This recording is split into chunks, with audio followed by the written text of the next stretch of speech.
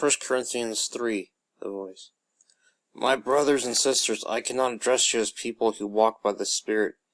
I have to speak to you as people who tend to think in merely human terms, as spiritual infants in the Anointed One.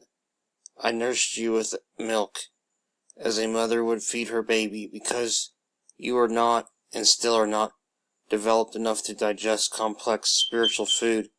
And here's why: you are still living in the flesh, not in the Spirit. How do I know?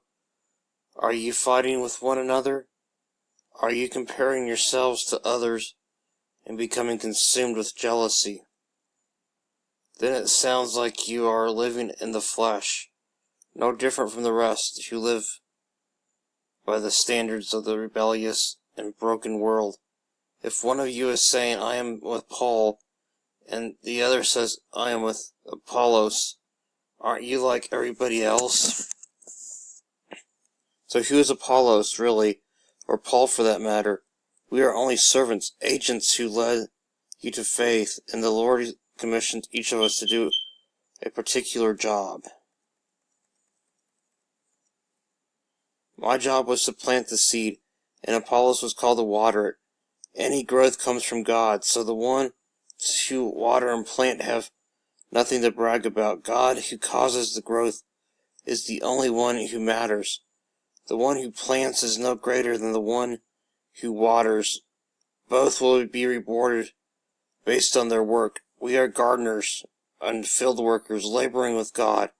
You are the vineyard, the garden, the house where God dwells. Like a skilled architect and master builder, I laid a foundation based upon God's grace given to me. Now others will come along to build on the foundation. Each serves in a different way and is to build upon it with great care. There is, in fact, only one foundation, and no one can lay any foundation other than Jesus, the Anointed. As others build on the foundation, whether with gold, silver, gemstones, wood, hay, or straw, the quality of each person's work will be revealed in time, as it is tested by fire.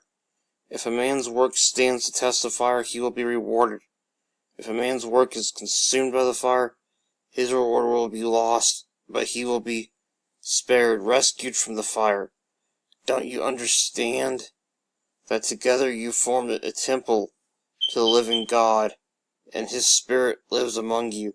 If someone comes along to corrupt, vandalize, and destroy the temple of God, you can be sure that God will see to it that he meets destruction, because the temple of God's sacred. You together are His temple. Don't let anyone deceive himself. If any one of you thinks he is wise in matters pertaining to the world, he is going to be really disappointed. In fact, one must be deemed a fool by worldly standards in order to become truly wise, because the wisdom of this rebellious and broken world looks like foolishness when put next to God. So it stands in Scripture. He catches the wise in their deceitful plotting, and the Scriptures add, the Lord knows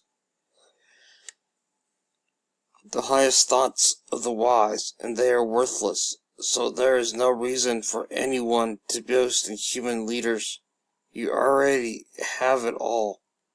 So whether it is Paul, Apollos, Cephas, the world, life or death, the present or the future, it all belongs to you.